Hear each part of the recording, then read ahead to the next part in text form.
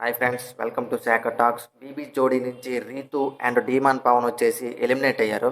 అసలు విషయం ఏంటి అనేది చాలా క్లారిటీగా చెప్తాను. ముందైతే ఈ వీడియో స్కిప్ చేయకుండా చివరి వరకు చూడండి. అసలు విషయం ఏంటి అంటే 4 టీములు ఉన్నాయి కదా! 4 టీంలో మాస్ పెర్ఫార్మెన్స్ చేసిన టీములు 2 ఉన్నాయి. అవి ఏంటంటే మణికంఠ అండ్ ప్రియాంక. వీళ్ళిద్దరైతే ఇరగదీశారు, నెక్స్ట్ లెవెల్ అంతే. దాని తర్వాత భానుప్రియ అండ్ ధనరాజు. వీళ్ళు కూడా నెక్స్ట్ లెవెల్ పెర్ఫార్మెన్స్ అండి. వీళ్ళిద్దరూ ఇరగదీసిన తర్వాత నిన్నటి ఎపిసోడ్ చూసిన వాళ్ళకి బాగా అర్థమవుద్ది. ఆ లీస్ట్‌లో ఉన్నది ఎవరు 2 టీమ్‌లు ఉన్నాయి. అదెవరంటే సాయి శ్రీనివాస్ అండ్ కిరాక్ సీత. వీళ్ళు ఈ టీమ్ కూడా లిస్ట్‌లో ఉన్నారు. దీని తర్వాత ఉన్నది ఎవరంటే మన డీమోన్ అండ్ రీతు.